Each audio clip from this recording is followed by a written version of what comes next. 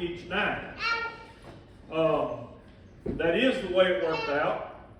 That was not my plan. I figured it would take a night or two and we would go from there. And then once it got started, it just kind of kept going and going, and it's been a blessing. I'm just telling you, for those of you that have been speaking each night, you don't understand what a blessing it's been listening to your stories, to your life.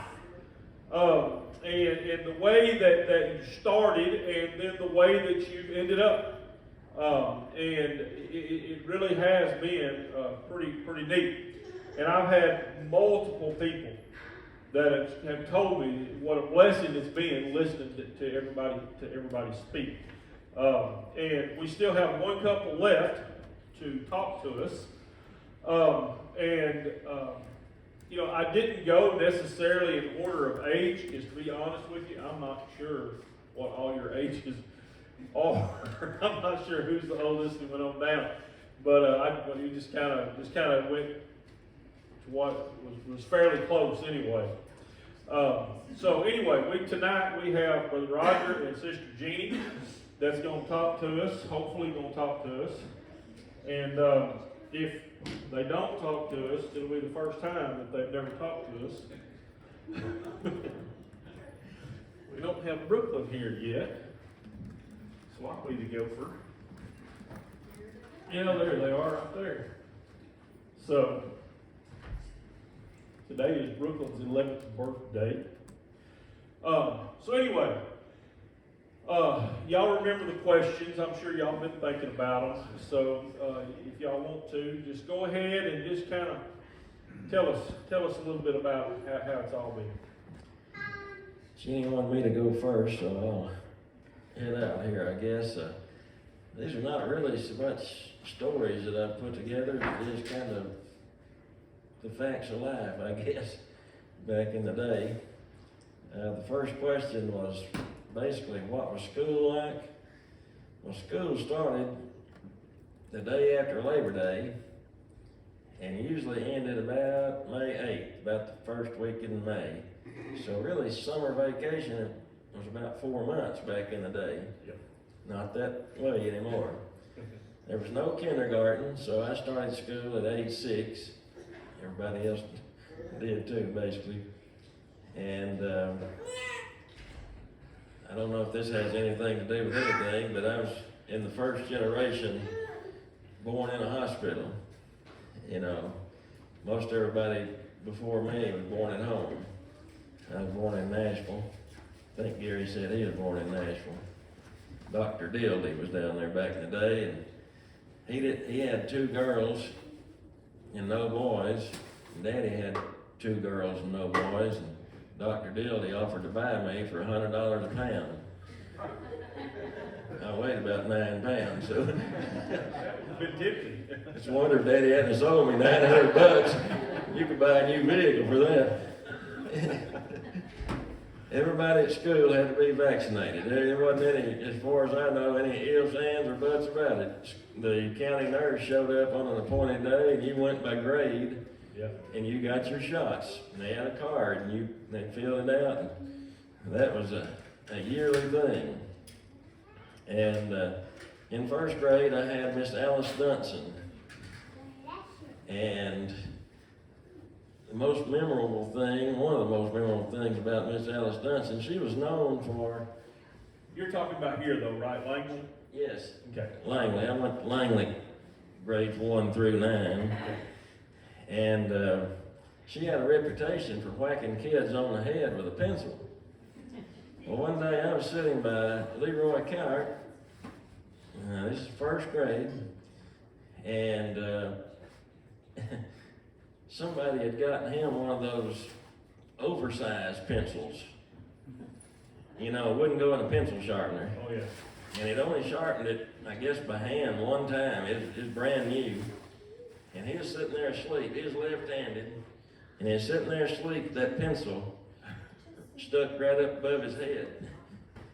And Miss Dunson, she grabbed that pencil out of his hand and whacked him right in the temple. And there was a knot at least an inch. It looked like a horn. run up there. Like they knocked him out. He cried half a day. And I don't blame, I felt sorry for him. I wasn't going to say anything because I might get hit too. But, you know, these days, that'd be in the career and I don't know what on. A lawsuit. It'd be a big lawsuit. So, things were different. She worked him over the fly swatter after that. A day or two later, he was asleep again. But anyway,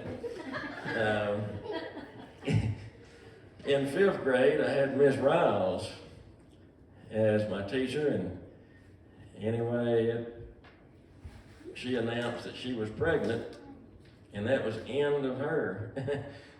I mean, like the next week, she is gone, and I think Mrs. Austin took her place. So that's a lot. Bad word back then, wasn't it? That was a bad word, and you couldn't be pregnant and teach school, or be out in public any other way, basically. Yeah. If a student at Langley wanted to go to the restroom, you had to go to the gym and go underneath into the basketball dressing rooms. That was the only restrooms available. That's kind of all I had on school. Some of this other, these are actually school games. The favorite games were Red Rover. How many people in here's ever played Red Rover? Okay, y'all know what I'm talking about then. The boys, there was a stage there about 5th, 6th grade that everybody had a top.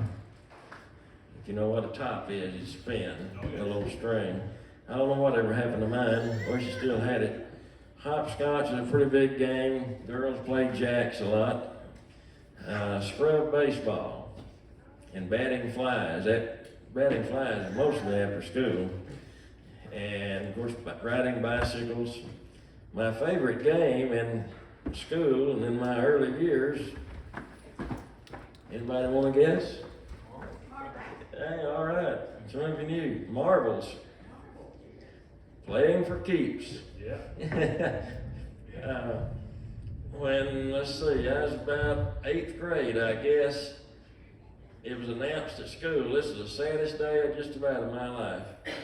It was announced at school, some of the ladies in the community had decided that playing keeps was gambling and therefore could not be played anymore on the school campus. My career as a marble player was over, just like that.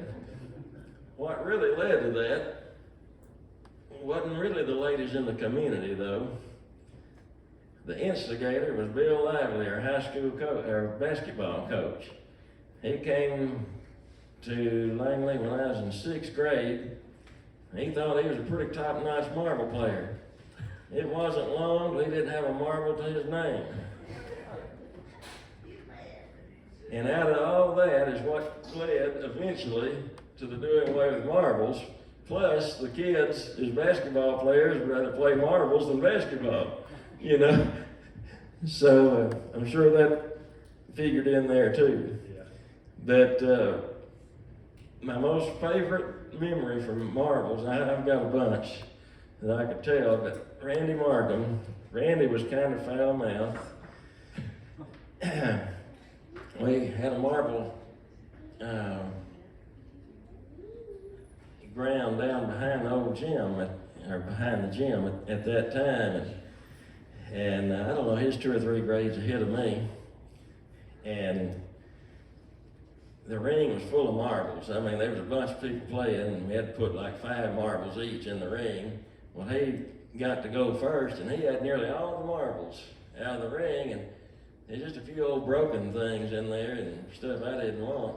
Well, he shot his shooting towel off down there as far as he could and hollered changings. And he changed from his towel down to a BB. And you know, if you got shot, you got killed, well, you lost all your marbles. Well, he had, I don't know, 50 probably. Well, I decided, instead of shooting at the marbles in the ring, I'd shoot at him. Well, I couldn't even see him. You know, the BB shot is way off down there. And so I shot as high as I could, as hard as I could. And my shooting towel, I was using a Steely ball, if you know what that is. It landed right straight on top of that BB shot and just drove it into the ground. There was no denying that I killed him. You talk about one fit. If you ask Randy to this day, he'll remember it. That's been 60 years ago. Well, not hardly, but nearly. Long time ago. Man, you talk about throwing a fit, but he gave me all his marbles. And I mean, it was a pocket full. In fact, it was 2 pockets full. But anyway, I thought I was going to go pro, but then that all came to an end. But we'd play marbles all over the place. They'd out when school would be out for a long time. People would come, outsiders would come down there and play. And I'd play with people as 25 years old. But the men also had a marble ground up by Jimmy Dunson's, and they used great big marbles. I'm not even sure if they were wooden, clay. Jimmy Dunson kept the marbles, and they had a marble ground. The county grader would come through occasionally, and they'd grade up the marble ground, drag tires over it. It was a big deal in the community playing marbles. But that was a really fun game. I wore out a lot of knees and a lot of pair of pants, and Mom was always hollering at me, "Don't get your knees on the ground." Well, you can't play marbles without getting your knees on the ground. But anyway, at home, like Bobby, I drank kerosene when I was about probably 2 years old. I remember it, but I was real small. And how it all came about, Ramona and Francis had been chewing gum. They went to bed with it in their mouth, and they got gum in their hair. And Mom had some kerosene and had them in the bathroom trying to get the gum out of their hair. And I came in, I was thirsty. I couldn't reach the faucet, and I told her I needed a drink. And she said, "Well, I'm busy. Just a minute, I'll get you one." Well, a little bit, I went back. She was still busy. And on the way out, I noticed on a 3-legged stool sitting there sat a cup of water, I thought. Well, it was kerosene. I turned it up and downed it, and I went out like a light. Well, I guess they thought I was a goner. When I came to, my grandpa lived up here and grandmother lived up here on the hill across from the store. I was in Grandpa Marsh's lap, and there was a big crowd of people. People crying and everything. I don't know if they was crying because they thought I died or because they thought I didn't. But anyway, I came awful close to pushing up daisies right there. So I guess that was I don't know how many other people may have drunk kerosene, but it didn't go down too good. Something else that used to be on TV all the time. Don't play with blasting caps. With what? Blasting caps. Oh, okay. Blasting cap goes in a stick of dynamite to make it detonate. I played with them all the time. Grandpa had them out there in the shop, laying up on a deal. I didn't know there was any danger in it. And wonder if I hadn't got blown to smithereens. There was also dynamite in there. And it was only years later that the advertisement started coming on TV. I guess a lot of people got blown up with them because farmers, I guess every farmer in the community had blasting caps to blow stumps out and stuff, clear up a field. So, but I didn't get blown up, obviously. Another time I almost got killed. I was, again, a toddler. I remember it well. Ramona and Francis ran over me with a red wagon. They came down the hill. Well, we had a sidewalk there, downhill, and they pushed off, and it was running pretty fast, and I couldn't get out of the way. I was small. And they flattened me, boy. And I remember Mom gathered me up, what was left of me, and put me in the crib and doctored me up. So I got over it, but I scraped up pretty good. Fun times at home, this is kind of questions 3 and 5 combined, I guess. Neighbors would come over and play cards, or we'd go to their place and play cards and dominoes. Sometimes they both going at the same time. Card game was pitch, if you know how to play pitch. I don't, but I've heard of it all my life. That was, it's mostly the older kids and the adults played that, and the smaller kids, we'd find something to do, you know, and but that was just about every weekend, go somewhere or somebody would come to our place. What kind of dominoes do they play? 42, mostly. Now the kids, I'm talking about the adults played 42. That's a men's game, really. I don't remember women any of them playing dominoes, playing 42. I already did. Didn't they? Some of Dad's friends, I remember, came over.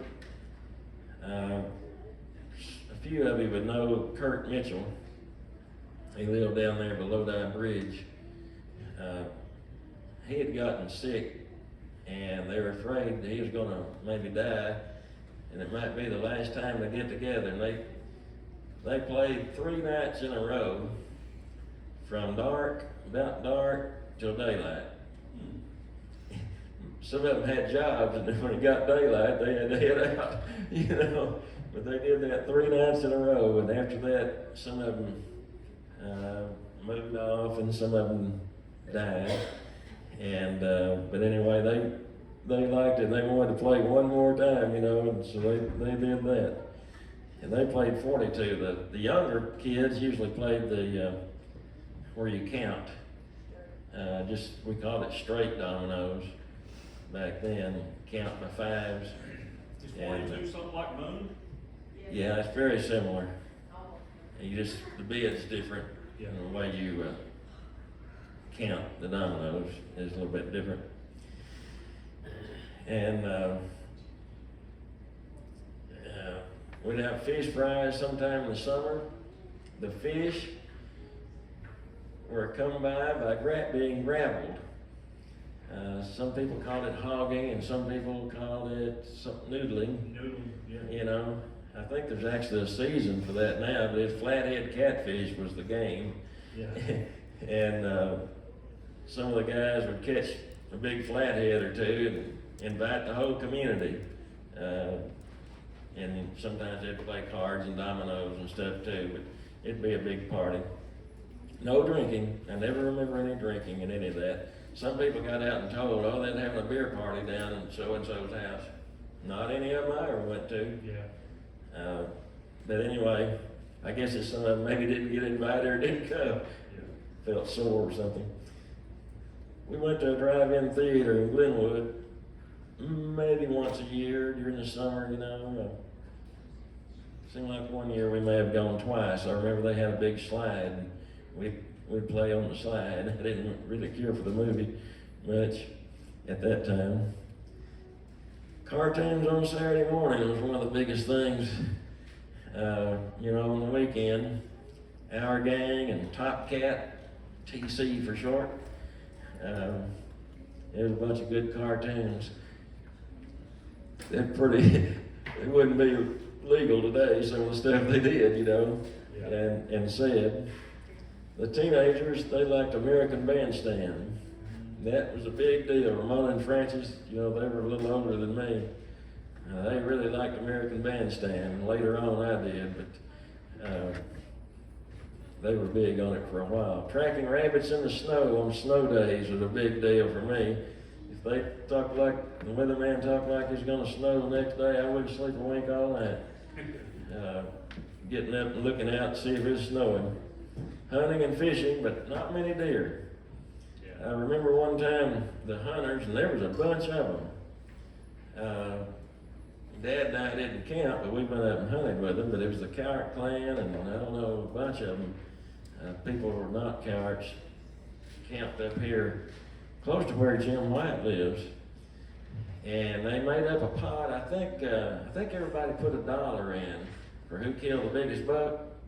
At the end of the, let's see, I guess it's a week hunt back then. I think it opened on Monday and it closed on Saturday. So 6-day hunt. At the end of the hunt, they divided the money up. Nobody killed one. I'm talking about 20 adult men hunters besides Yeah. others. Yeah. Nobody had even seen one. You know, fired a shot at a buck. I don't remember if anybody had killed a doe or not. Does were not legal. But I don't think anybody killed a deer at all. That's how few that there were. Now then, 20 hunters have killed 20 deer about the first day each. So anyway, the hunting wasn't too much back at that time. The family did everything together. If it was going to the garden, the whole family went. If it's going to the chicken house, pretty much the whole family went. Whatever work was to be done, you know, pretty much a family deal. We had waters that had to be washed in the chicken house. We'd throw them in the creek, the whole family would wash them. It's kind of a game, you know, play in the water, Yeah. all kind of stuff. If we killed chickens, the whole family killed chickens. My job was usually to hold the feet and throw the chicken after he did it, chop its head off. That was not fun. I was the one that got bloody. Yes. And we killed hogs. That was another family deal. Grandma, she'd come up and the whole family would pitch in and you had to scrape the hog and cut it up and everything. And it was a big deal. That was, I can remember one or two of those myself, even when I was a kid. yeah, you hear some old timer like me talk about it's hog killing weather. Yep. That means it's cold. Sure. Usually they were killed about the first of the year, around Christmas, sometime when the weather turned cold and was going to stay cold. And we'd put the hog in the smokehouse and salt it down, then hang some of the hams and stuff, and Smells so good. you know, yeah. And we'd have meat in the smokehouse most of the year, you know. I remember going out there and actually Daddy'd do it mostly. I'd go with him and he'd take a butcher knife and trim off ham. Yeah. It'd be molded sometimes on the outside, on the rind, and you cut in there and it was, you know, it's good. Yeah. It looked bad, maybe hanging there, but it was good. And moving on to Christmas, I guess. We always cut a real cedar tree. Usually got 2 presents. I usually got one from my parents and one from Grandma York. I don't recall ever getting one from my grandparents that lived up here in the marshes. I suppose maybe I did, but I can't ever recall it. I remember one that I got from my Uncle Junior when I was about 5 or 6. He brought me a little toy airplane. That's the only gift I ever got from an aunt or uncle that I recall back in the day. We went to see Santa at Glenwood. Every year, that was, I don't know, a yearly thing, as long as it's any of us that was small. And I was the one that always woke everybody up on Christmas morning. I've always been kind of an early riser, pretty much, especially on Christmas morning though. It'd be way before daylight. Usually I heard Santa. Yeah. And wake everybody else up when the noise all died down. One year I asked for a bicycle, and Mom and Dad had gone to town, and I suspected they had gotten me a bicycle. Now I was probably 10, I think I was 10 years old, and I looked everywhere trying to find it. And finally I looked in the barn, the big old barn down there, and it was under some feed sacks. Daddy had covered it up, had it hid pretty good. I got it out and rode it for about a week whenever they wasn't anywhere around, you know. I'd put it back in and cover it up, try to cover it up just exactly like it was. Then I really acted surprised on Christmas morning. I don't know if I ever told them that I did that.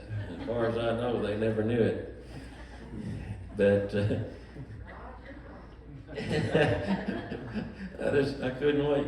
All that stuff Miss Marie used to say about him, we're finding out it's true. It's all true.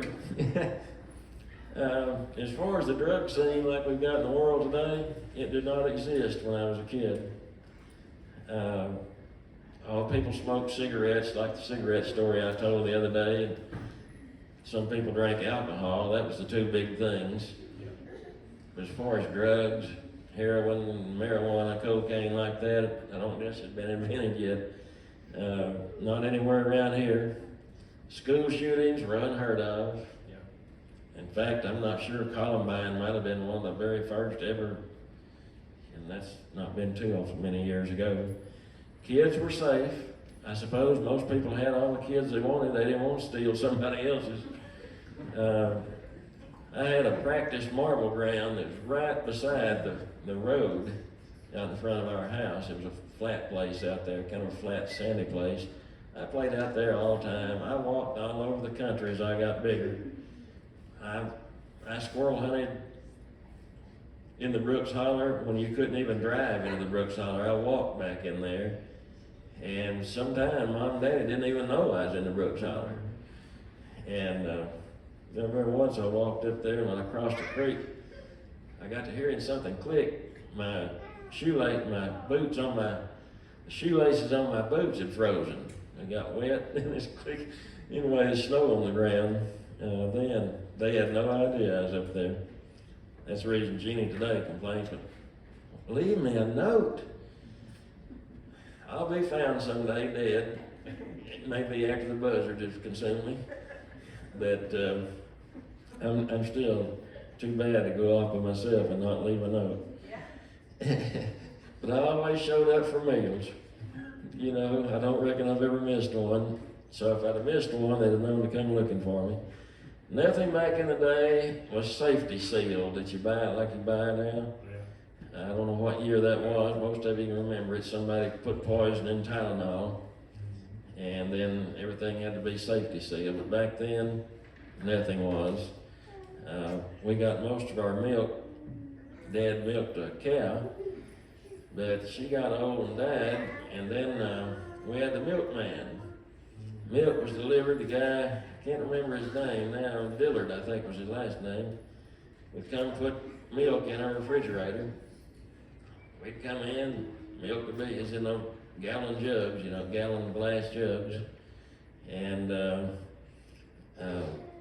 that was a thing for, I don't know, a few years. Mom said, my house may be dirty when you come in, and Mr. Dillard, he said, as long as there's not any rotten banana peels, won't bother him. We drew water from a well nearly every place I went. Now, we had running water at home. Our house, we had a new house that was built just before I was born, I guess. So we had an indoor restroom and indoor water, you know. But my grandparents didn't, and most people in the community didn't. One of my worst memories, when I was about maybe 4 years old, I was visiting my grandparents up here. They kept me till I started school most of the time. And Mom was a teacher down at Langley, and she'd drop me off up there. And anyway, one day I went to the outhouse. You had to go through the chicken pen down on the side of the hill down there. It was an outhouse. Well, I was scared, so I'd always leave the door open. Well, it came a puff of wind and slammed the door, and the latch latched. And I was locked in the outhouse. Scared the daylights out of me. I mean, I was beating on the door and screaming and yelling as loud as I could, and finally Grandpa came to the rescue and he saved me, so he is my hero. And Grandma York, she had an outhouse, and the main thing I remember about it, lightning hit it, and there was not a piece of it left. It scattered it all over the field, just the roof laying on the ground, and there wasn't a piece. It just broke it into kindling. I mean, just a little bitty stuff. I was talking about drawing water out of a well. Jeannie's gonna tell this in a minute, so.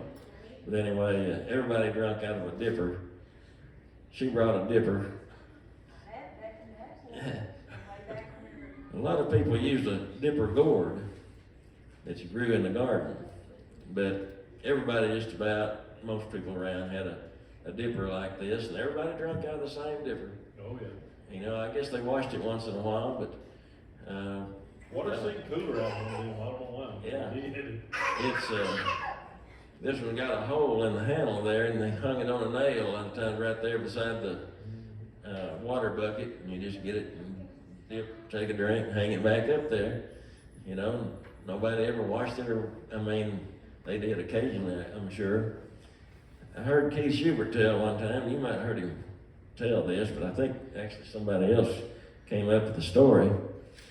But, and I don't know, I guess it's a dipper similar to this, but he'd gone to somebody's house and they dipped snuff, had snuff running out their mouth, you know, all the time. And so he thought, where am I gonna drink out of this dipper, you know, without drinking where she drank? And so he turned it up like that and let the water run down the handle. And the old woman said, "Oh, Brother Keith, you're the first person I've ever seen that drinks out of a dipper like I do."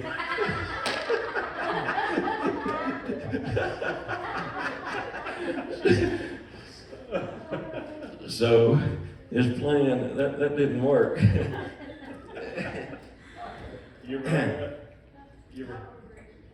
We had, I think it's actually somebody else that did it, but I heard him tell the story a time or two. We had a peddler that came by. He was from New Hope. He came by every Thursday, seems like.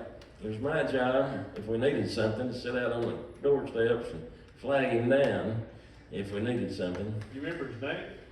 No. I hear it said. There used to be a store right there on the corner, basically in New Hope, on the south side of the highway. And they ran a truck. Dale through. Everett? I have no idea. Dale Everett? That who it was? That was something, you know, peddlers would come through all the time back then. They'd be peddling watermelons or apples.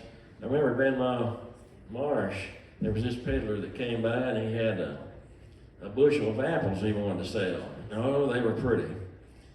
And she said, well, I might buy them, but I want you to pour them in my bushel. She had an empty bushel basket. Pour them in here first. When he poured them in there, but the ones on the bottom were rotten and bird pecked and all that. And she wouldn't take them. He really got mad. But he was trying to pull one on her, and she was one step ahead of him. What were Sundays like?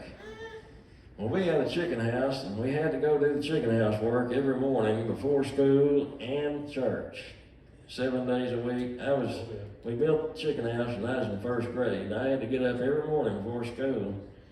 And it usually was about 45 minutes work. We had to wash the waters and dump them, and sometimes put out feed, depending on whether we had baby chickens or what. But that was 7 days a week. It didn't matter on Sunday that we had to do our chicken house work. It was a real regular thing that the preacher and his family came home with us for lunch and spent the afternoon. Yep. Most of the preachers we had back then, the roads weren't very good, but they lived off a ways. And one that came home with us a lot was Brother Rowland. He was the one that baptized me. He lived in Alamo. If you've ever been to Alamo, back then Alamo was about like going to Europe. You know, it was in the middle of nowhere, little old dirt road that went back in there. And I think they maybe paved it since then. But that was a real poor family, but they'd come and spend a lot of Sundays with us, and later there were some others that did that as well. And at church, fifth Sunday meetings and things like that, maybe a baptizing, it'd be dinner on the ground. It wasn't really on the ground, not that I ever remember, now it may have been at some point. We usually had some big tables that put out there and dinner under a shade tree, basically. And on Sundays, I wore my Sunday clothes and my Sunday shoes. And that's the only day I wore those clothes and those shoes. I had 2 pairs of shoes. One for Sunday and one for the rest of the week. Mine were actually usually, my sisters always called them Brogan boots. They ganged up on me a lot, and I'd kick them with them. Brogan, so they remember them pretty good. Church had no air conditioning. We did have a heater, a wood heater, way back about as far as I can remember. Later on, it was propane. There was a break way back in the day between Sunday school and preaching, where the smokers and dippers could go out and get them a dip and have a smoke. And that was most people back then. It seemed like most of the men and many of the women. And some people, I know Miss Versity had a spittoon in church. You'd hear preacher be preaching, and she'd, spit in that spittoon. And usually she'd pick it up, set it back down. Kin folks, a lot of times they dropped in after church, visit in the afternoon, sometimes on Saturdays as well, but usually Sunday after church. That's unannounced. Today, most people, we don't go anywhere unless we announce it ahead of time, make sure they're gonna be there for one thing, but people would come by just totally unannounced. Kin folks from Indiana, they'd never call, even though they had a phone. They'd just show up and expect to meet them most of the time. Mom usually had something, she could whip a meal together with something. You might have to go to the smokehouse and get some of that meat I was talking about. But that was a pretty regular thing. At about age 13, Dad let me out for hire. I could haul square bales of hay, and the pay was $1 per hour. Worked a little bit for 75 cents, but pretty quick it was $1. And then a year or two after that, it went to 2 cents a bale. And that seemed like a lot of money back in the day. Well, that's kind of all I had. It's just kind of facts, not a whole lot of stories, but. When I was a kid, I think it was like 25 cents a bale. Yeah, it went up in a hurry. Yeah. Well, not in a hurry, but it went up over the years. Yeah. You got lucky because the last time I hauled hay was $20 for the whole summer. I got screwed. Yeah. $20 for the whole summer. I was only 11 then, but I was still smart enough to know that wasn't right. That wasn't a good deal. All right, any questions for Roger? Roger, Donnie always told me the way you told somebody at Langley or Lodi was level-headed, his snuff came out both sides of his mouth. I've heard that, and I guess that's true. My grandmother, Marsh, she dipped Levi Sweet Garrett. Of course, everybody kept those snuff glasses, that's what you drank out of too, was snuff glass. And I remember she could sit on the porch and pretty much spit off in the yard without hitting too much on the porch. Yeah. I always got in trouble more than anything else, I guess, when I stayed with her, I was always a little kid. I was running around up behind the couch, and I'd pop up here and there. Well, there'd be her spit can, I'd turn it over, and I'd be in trouble. I got in trouble for turning spit cans over more than anything, I guess. Grandpa, he smoked the pipe. My grandma and grandpa both dip stuff. It was, Take that lid and run it down in there. it was a real common thing. Actually, that's what killed my grandmother, was dipping snuff. Yeah. Right where she put her dip, there in her lips, some little white bumps came up. Yep. And that turned out to be cancer, and they had to remove her jawbone. Yep. It spread, it killed her, but mouth cancer is what, and that's right where it started, was right where she kept her dip. All right, any more questions for Roger? I want to say, my granny Kennedy started dipping snow when she was a kid. And in the schoolhouse, they had, planks, and between each one of them, was a big crack. Yeah. And she said in school, while she was doing her lessons, she was fixing that crack, through that crack. Probably never missed either. She was a kid. Yeah. I'm something, well, Roger, all these times Roger telling me stories, I'm saying, yeah, there. But, when I was a toddler, he was talking about getting run over with a wagon. When I was a toddler, my Uncle Oscar ran over me. I mean, with a truck. Do you remember that story? Yeah. You might not have been, you're not that much older, but anyway, they thought I was a goner. Yeah. But they didn't take you to the I doctor. didn't go to the doctor. It's like Roger, you just gotta sit in somebody's lap and you can't take it. It was part of the doctor, time you got the doctor, usually you don't be dead or you lived over it. Yeah. One of the two. Doctors would come to the house, they came to Athens. Yeah. That was, a lot of times, when we talk about going to the doctor, we'd go to Dr. Jones, you always have an emergency on the weekend. And, we'd go to his house, and he'd operate out of the house, it might be a Saturday or a Sunday. And my sisters, they were bad to have tonsillitis. I hardly ever got sick, but they were always sick with something. And when you did go to the doctor back then, it was a shot. Yeah. They didn't fool around and give you these pills like you get now. You get a shot. Yeah. How did you pay for it? Money, or did you give them stuff, or?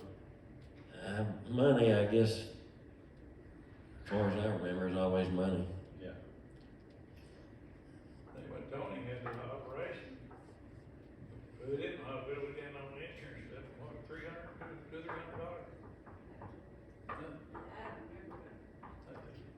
I'll, How long we stay in the hospital? But we didn't have too much. Ain't that way anymore, is it?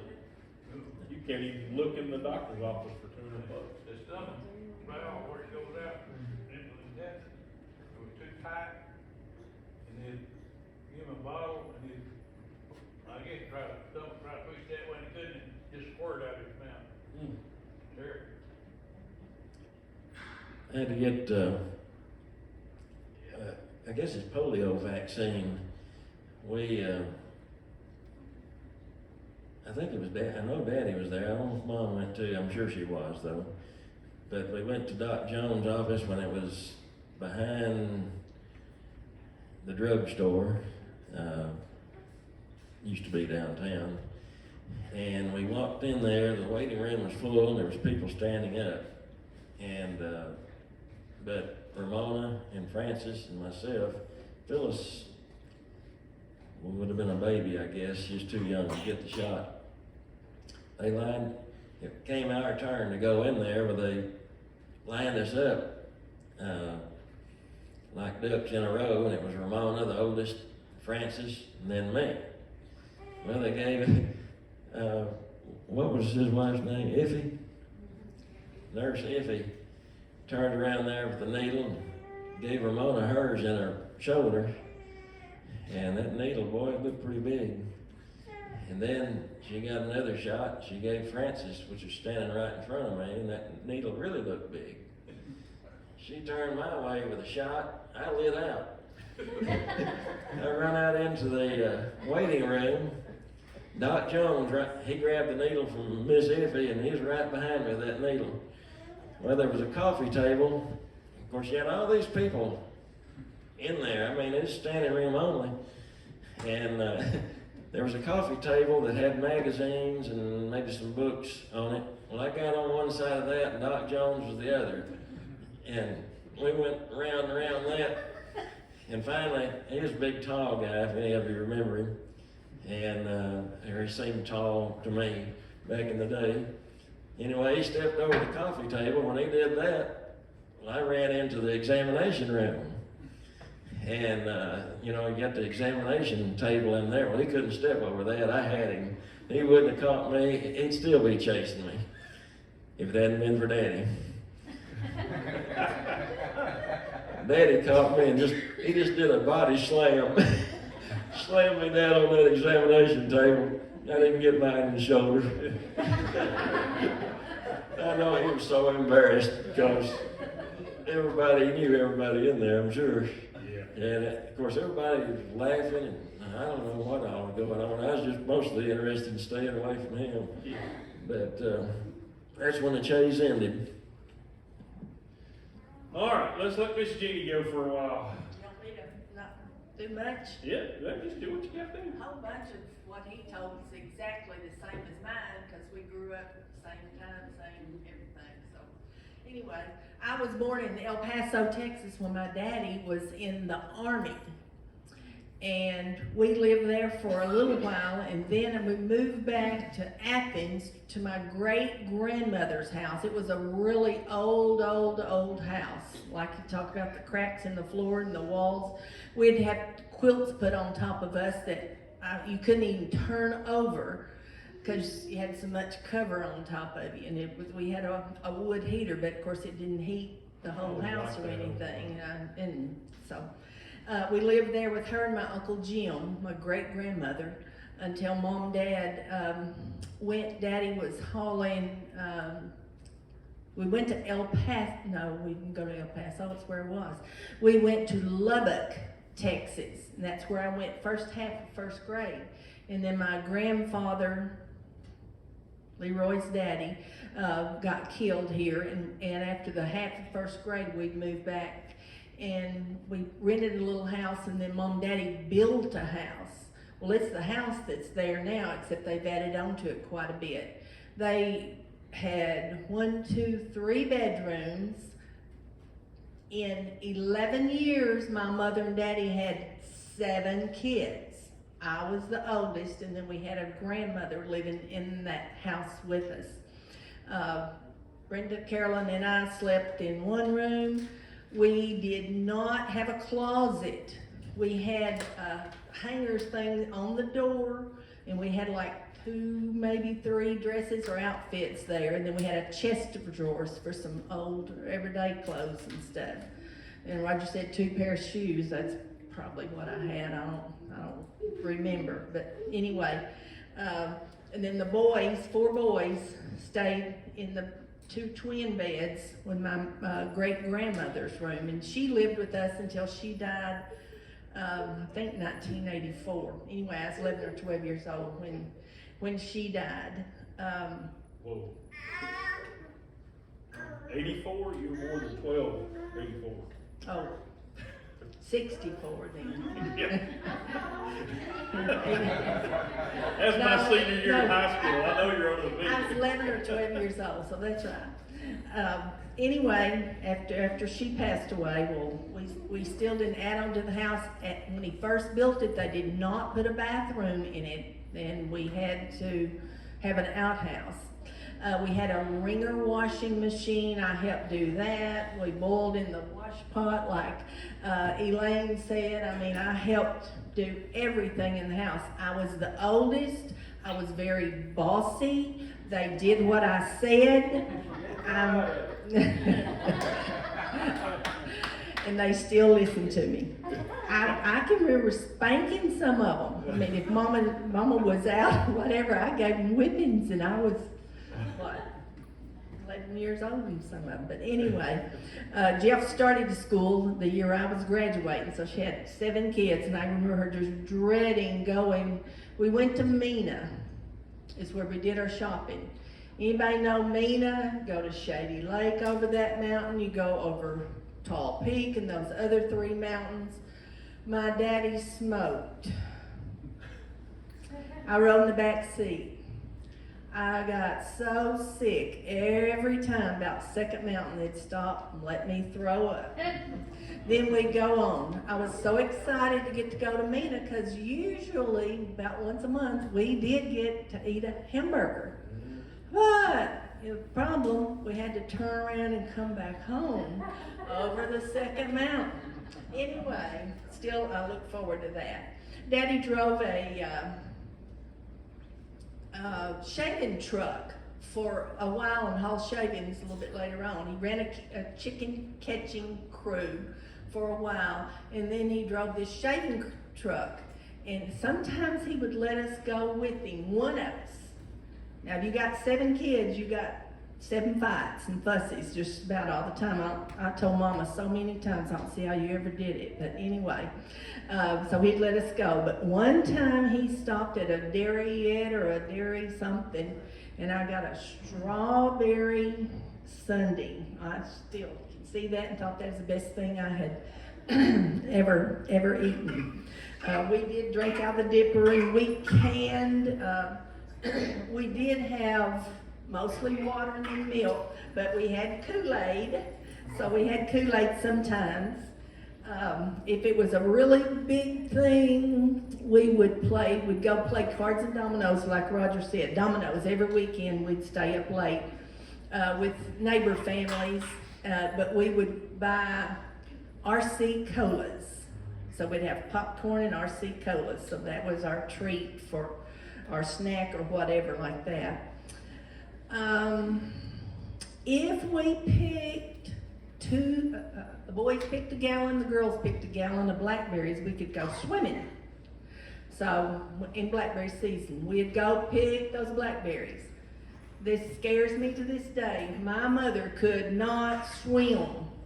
She took us swimming so many times at the Elshire hole down there where it was deep. Daddy, I guess, had taught us to swim, the older ones. Anyway, we had inner tubes and stuff, but she couldn't swim, and she'd take us, and we just thought it was the grandest thing that ever was. Chores, I did not. I did everything. I mean, I kept house, I cooked. Pam said she cooked meals for her family. All of them, I did that too. I could cook a meal when I was 12 years old. A little bit later on, they bought the grocery store, and they'd just leave us at the house. And of course, I was really in charge when Mama wasn't there and Daddy wasn't there either. So I remember one time I was whipping Stevie, and he told me, Stevie, Butterball up here at the store, he's gonna go tell Mom and Daddy on him. He took off up that hill, the Picket Hill, and he was going to the store. And I thought, man, I'm fixing to get in trouble. But I went up there and I got him. I think I whipped him all the way back to the house. he didn't get to tell on me. Anyway, when I was a kid, I was scared of death, dying, because I went to the cemetery over here. There was some Donaldsons. What was that Donaldson man's name? Arthur? There was a man and his 3 grandkids, because I didn't think kids could die, I guess. And they drowned. They went off into a river or water or something, high water, and they drowned. So I went to that funeral and saw those kids. And then we were out in the cemetery over at Langley one day, and there was this little tea set and a tea pot and everything on this little tombstone. And I said, Mom, why is that there? And she said, well, the little girl died, and so the mother brought this up here and set that out for her. But we always went and visited. They brought bodies home to our home. My grandmother great grandmother that died, we brought her home, and I had an aunt brought her home. But my family, people brought, like they do now, they bring food in and everything. There's a woman in the community, Gracie Lee Burgess. Horner, is that her name? Anyway, no, Grace Lee. She died, she's probably, I don't know, 30, 40, something like that. So I was old enough, Mom said, I'm gonna go set up tonight. You can go and set up with me down it's at Raymond Pate, y'all know Raymond Pate? Yeah, Raymond lived down that way, and so Raymond Pate was there, me, Mama, 4 or 5 more people. And you just sit in the living room and you're real quiet and solemn, and anyway, I'm a kid. And about 2 o'clock in the morning, I can see the casket is right here.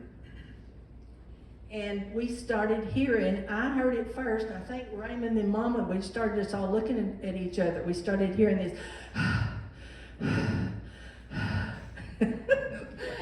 I thought, and it was coming right at her head, right there at the end of that casket.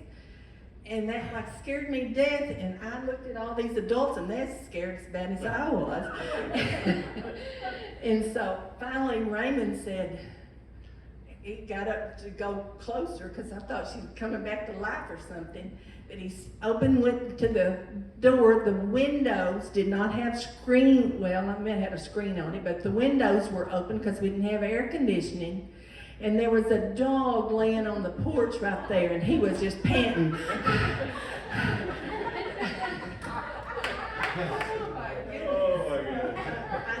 I had heard the story also of a great-great-grandmother that was riding through the woods on a horse, and a tree fell and killed her. So I was always scared of horses, scared to be in the woods. And, well, I don't like horses anyway, but just death things scared me. So anyway, I always tried to take Tammy and explain to her and all that. Well, when I'm getting way up here, but anyway, when she was 5, I think she was in kindergarten, we went to the funeral home. I always took her to funerals, took her to people's houses. When she got big enough to bake cookies, I said, you bake cookies, we're taking them. But anyway, we went to the funeral home, and the next day at school, she wouldn't get out of the car. I mean, she just had a hold of me like this, and she didn't want to leave. Well, I couldn't figure out why, but anyway, to make long story short, it turned out for 2 or 3 weeks she did that. But finally, she asked me, was I gonna die? And I was exactly the same age as that woman. She had asked me, so Mom, how old is that woman? And you know, I thought, well, I've got her where she won't be scared like I was. But anyway, same age, and she was real terrified that I was gonna die or be gone or whatever. All right, school, about the same as Roger said. There was 2 classes in elementary and in a room. We had a teacher named Mrs. Carpenter. She was a real big lady, and she would, and I saw her do this once, said that she would sit on you if you didn't behave, and she'd get those boys, you know, I'm going to sit on you. So I was kind of scared of her, but Kinda. I don't know. Do you know her? She was real, I don't know. She's a big one.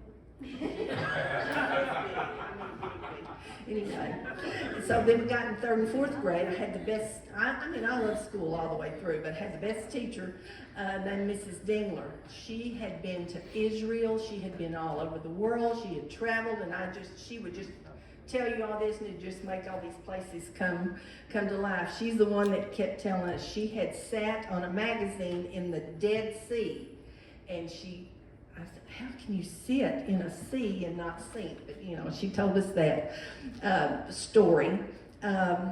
When I was in 10th, 11th grade, we had Mr. David Young. You know who he is. David Young was our teacher. He just passed away. Yes, I know. Anyway, I loved him and his wife. But I talked too much, so I got in trouble. Me and Vicki Whitten, Vicki, my friend that y'all know her, talking. And he said, all right, next time, you girls are fixing to get a paddling.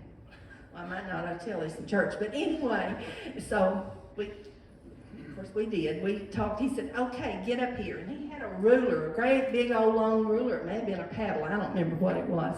But he had me, he's going to whip us both at the same time. I'm standing right here. She's standing right here.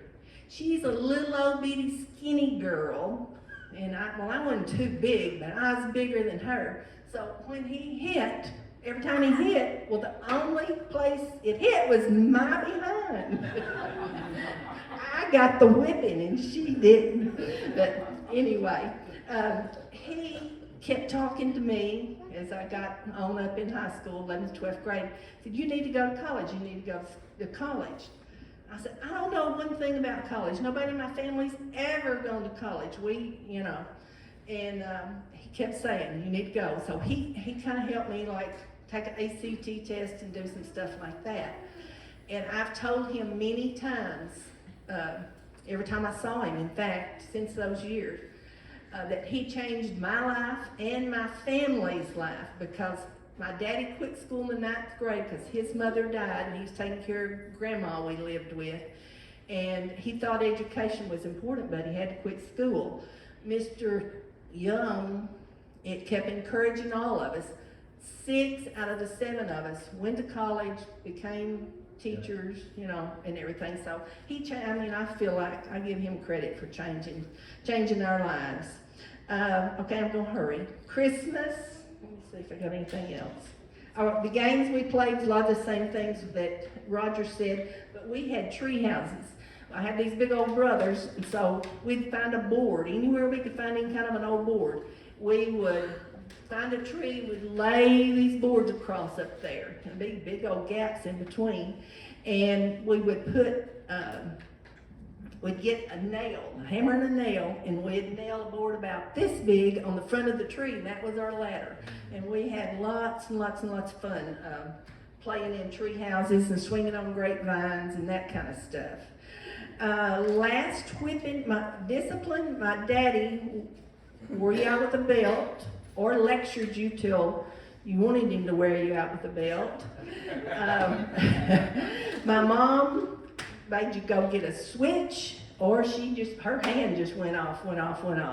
She told me, and I still don't know if that's true, that she slapped me when I was 16 years old because I was so hateful and sassing her. I said, Mama, I know I didn't do that. And she said, yes, I didn't cry. She said she cried and she cried and she cried. So anyway, I think Roger said he would believe it, but let's see. Christmas, Santa came, like Roger said, in the middle of the night. Our family always did this and still do. Call each other. That was after we got a phone, and you'd say Christmas Eve gift, and they had to get you a gift.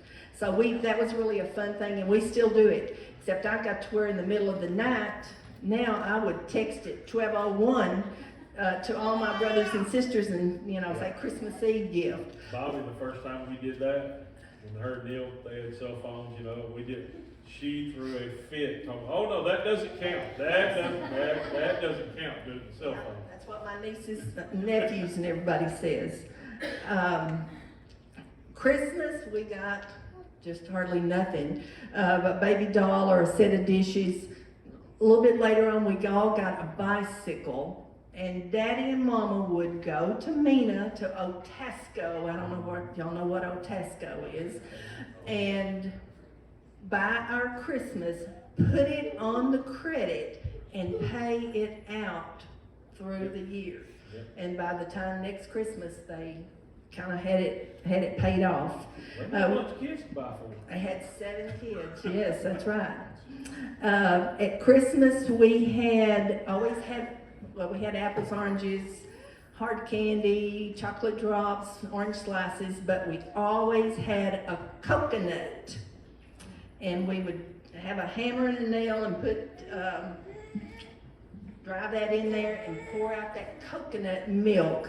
And we would get a sip of that, then we'd burst that coconut. And today we still go get a coconut at Christmas time because Mom and Daddy did that. Birthday, you got a cake, and that's it.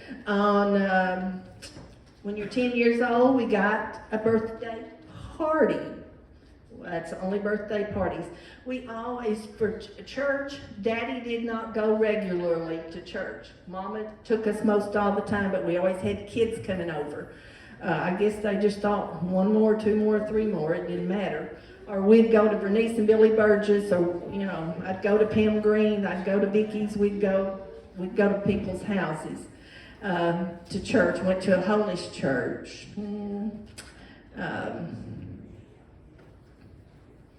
I don't know if I want to tell this last thing or not. Yeah, you do. You can't hold out now. Well, it embarrasses me, but we got to go on a vacation. This is not it, but we did get to go on. We went camping a lot. Had fish fries, and a whole bunch of group of the neighbors would go. And we'd all go camping together and swimming. And that was a lot of fun. We got to go on one vacation. We went to Crater Lake, Oregon when I was a senior. Daddy had never taken us on a vacation, and we went in a truck with a camper on the back. 2 of us rode in the front with Mom and Daddy, 5 in the back. Yeah, all the way to Oregon, we had fusses and fights and everything all the time. We always had fusses and fights going on. Daddy, one day, was standing out watching us. One of the things we played with was ricks of wood. And we'd build us a house out of those ricks of wood, and we'd divide it. Well, Keith and Stevie, me and Brenda, we had our rooms, and they was getting our wood, and I don't know what happened. Daddy was standing out there that day. Usually he was gone working. And he said, that is enough. And he told us, got his belt off, started whipping us. We went to the porch of crying. We was going in. And he said, come back here. And he wore us out and whipped us again. He said, I'm tired of this fussing and fighting and everything. Well, that's still, it gets worse than that. Okay. Okay, we got just, well, probably 2 weeks later, I don't know. But anyway, that kind of settled us down for just a little bit. And he'd get up at 5:30, 6 o'clock, open the grocery store, stay all day till 8, 8:30 at night. He made a good living out of the grocery store of Athens. I mean, we paid a lot for helping us go to college and stuff like that with it. But he would be just wore out. Now, you can imagine sitting there 14 hours, and he'd come in and we'd be fussing. I always had supper fixed, or Mama might come in a little bit early and help me. Anyway, we'd be fussing and yaying and sometimes fighting. I mean, there's fights in the living room floor. We had enough people to play a basketball game or a baseball game or whatever we wanted to do. I mean, this wrestling's what they should have gone into. But this one day he came in and he was just so tired. I can look back on it now and see. We had supper fixed. We always went in together, sat down around the table. Now, we had to have 9 chairs, well, after Ma died. But anyway, there was, 9 of us. And so Daddy's at the end down here sitting at the table. We're all around the table. We're fussing. Somebody did something to somebody, and somebody across the ear. I can hardly tell this. He stood up. He picked up that table with all of our dishes and all of our food on it and dumped the table. I remember you telling that before. Oh my goodness. I started bawling, crying. I jumped up. I ran over there and started picking up glasses. And he said, y'all get in the bed. Get in the bed. And so we all went to bed. At least I thought we did until this past summer. Jeff told, was that at Thanksgiving? I guess at Thanksgiving. He said, I said, we went to bed. We had no supper, and Jeff said, I did. I said, you had supper? And he said, Mama was out on the front porch. She was sitting out there and she was crying and said, I went out there where she was and she said, do you want a bologna sandwich? So I'm mad at him about that right now. He was his baby, yes. Yeah. Anyway, I had a good life, good childhood. My parents loved me. My daddy, I've never heard him say, I love you, but he worked and he showed it, you know. So anyway, I'm hushing. Sorry. All right, any questions for Miss Jeannie? Mr. Scott, when I would go eat.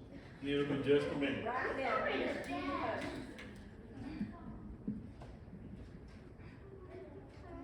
All right, let's have a quick business meeting. I really appreciate all the effort going into that. Very good. That was very good. Let's have a quick business meeting. We got a couple things we need to discuss.